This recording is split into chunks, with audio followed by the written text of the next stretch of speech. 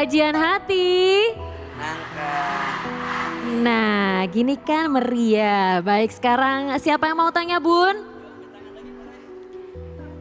Kita kasih kesempatan buat Mbak Feby dulu, silakan.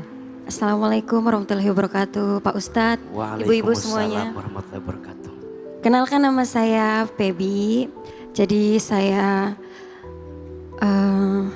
terlahir sebagai anak broken home dan bapak saya meninggalkan saya di saat ibu saya mengandung saya.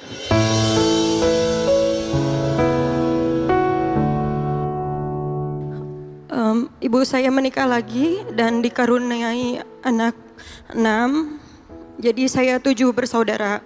Sedangkan bapak sambung saya hanya tukang ojek. Maka dari itu saya ingin membantu perekonomian keluarga saya. Dan saya mencoba peruntungan di Jakarta. Awalnya saya kerja hanya toko.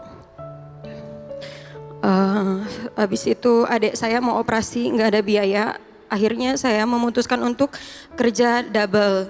Dari pagi toko, malamnya kerja di kafe sebagai penyanyi dangdut. Alhamdulillah sudah terkumpul uang bisa operasi adik saya. Alhamdulillah juga saya ikut peruntungan ajang pencarian bakat di salah satu TV. Dan alhamdulillah bisa mengangkat derajat keluarga saya. Dari saya tidak punya rumah, ada rumah cuman rumah gubuk. Dan alhamdulillah saya bisa bangunin mama saya rumah. Dan dulu saya nggak sekolah. Saya cuma lulus SMP. Bahkan saya mau sekolah pun harus ngamen. Biar saya bisa sekolah. Alhamdulillah walaupun saya nggak sekolah, saya bisa menyekolahkan adik-adik saya.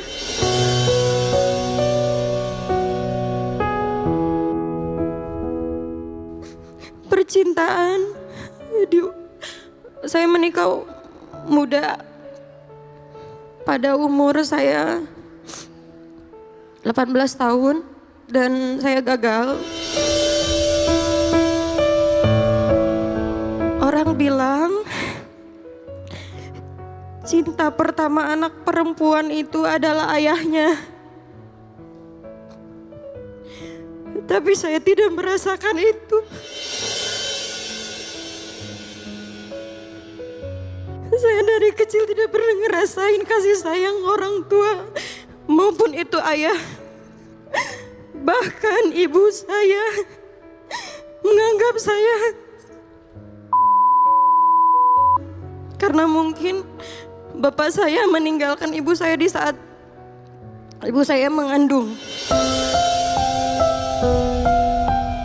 Ibu saya melihat saya mungkin seperti bapak saya. Tapi saya sadari setelah saya dewasa, setelah saya pernah berumah tangga dan merasa gagal, saya mengerti perasaan ibu saya pada saat itu. Tapi ternyata ibu saya sangat menyayangi saya. Ada satu momen di mana ibu saya sangat membela saya daripada anak-anaknya yang lain. Dan saya baru sadar ternyata ibu saya sangat lebih sayang kepada saya. Dari saya tahu ibu saya lebih menyayangi saya, dendam saya berubah, Pak Ustadz. Dendam saya adalah gimana caranya biar bisa menyenangkan ibu saya, biar bisa mengangkat derajat keluarga saya. Gini Pak Ustadz, kasih sayang seperti apa yang diharuskan orang tua kepada anaknya, dan juga bagaimana rasa ikhlas ketika kita membantu orang tua, padahal kita juga punya rasa lelah, dan masa lalu, masa kecil. Dan apa hukumnya Pak Ustadz? Pekerjaan saya sebagai penyanyi dangdut, banyak yang bilang penyanyi dangdut itu haram, uangnya juga haram. Jadi sedangkan dari saya background saya hanya mengandalkan itu karena saya tidak sekolah.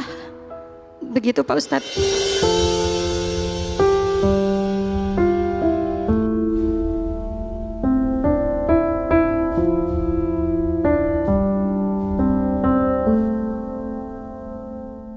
Bunda, yang pertama, orang tua itu adalah kekuatan terbesar untuk seorang anak agar bertumbuh dalam kebaikan. Jika orang tuanya bahagia, insya Allah anaknya bahagia.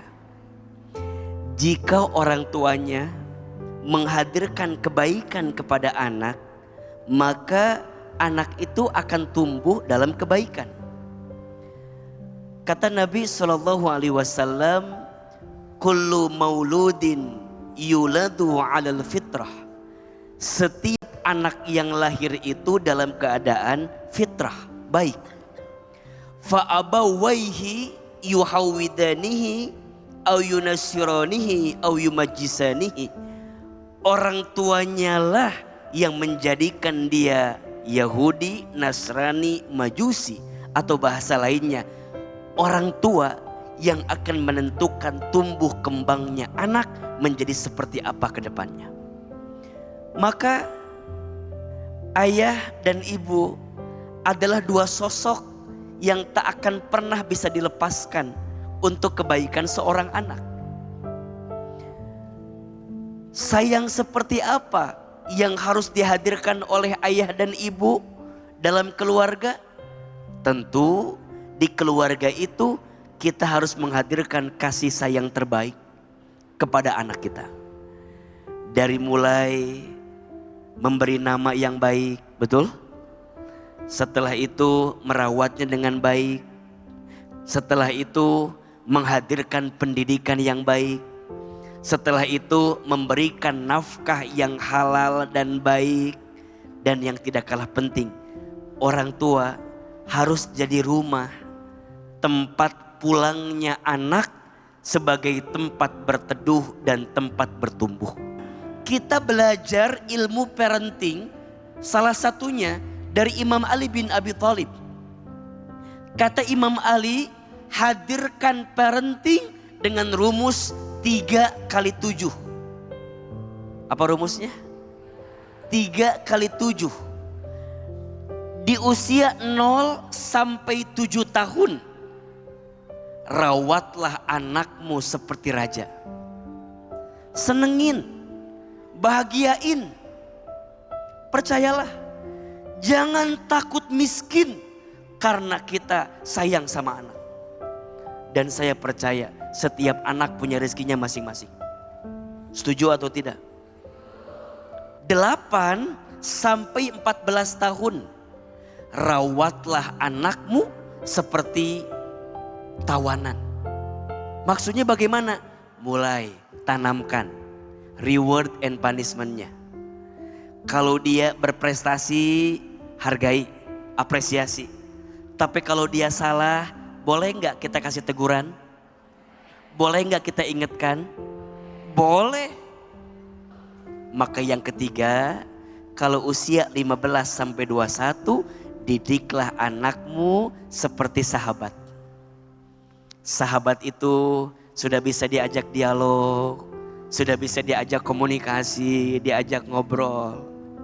Percayalah, kadang kasih sayang orang tua kepada anak itu tidak harus diukur dengan materi.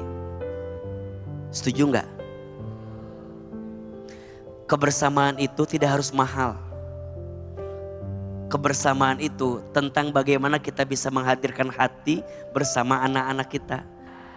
Yang kedua, Kak Feby bertanya, AA bagaimana agar tetap ikhlas untuk berbakti kepada orang tua walaupun aku ngerasa sakit dengan sikap orang tuaku dulu. Caranya kita berbuat baik bukan karena orang baik sama kita. Tapi kita berbuat baik karena Allah yang maha baik yang perintahkan kita. Betul? Kak Feby, kita gak bisa balik ke masa lalu. Kita gak bisa milih orang tua kita siapa. Kita gak bisa milih ayah kita, ibu kita seperti apa. Tapi kita bisa milih hidup kita ke depan mau seperti apa. Maka jangan pernah membenci masa lalu. Karena tidak mungkin ada kamu seperti ini kalau tidak ada masa lalu. Maka sekarang belajar memaafkan sesakit apapun sikap orang tua kepadamu waktu itu. Dan sekarang Kak Feby punya rizki yang banyak, punya pekerjaan yang baik. Boleh jadi karena di belakangmu ada banyak orang yang berteduh. Di belakangmu ada banyak orang yang bersandar. Setuju? Tolong jawab. Allah lihat tidak kebaikan kita? Allah tahu nggak usaha kita? Allah menyaksikan tidak jeripayah kita? Percayalah, jika dunia tidak membalas kebaikanmu, maka surga sedang menunggu setiap kebaikanmu. Maka Kak Feby, ikhlas itu bicara hati. Dan siapapun di antara kita yang hari ini diberikan takdir harus menanggung kebutuhan keluarga, ingat, jangan jadikan itu beban, tapi jadikan itu pahala kebaikan.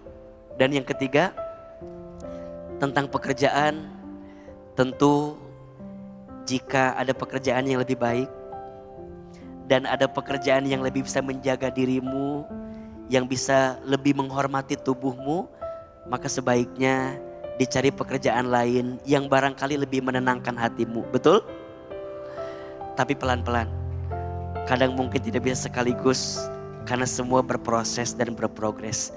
Semoga Allah kuatkan hatimu untuk melewati semuanya dalam kebaikan. Amin ya Rabbal Alamin.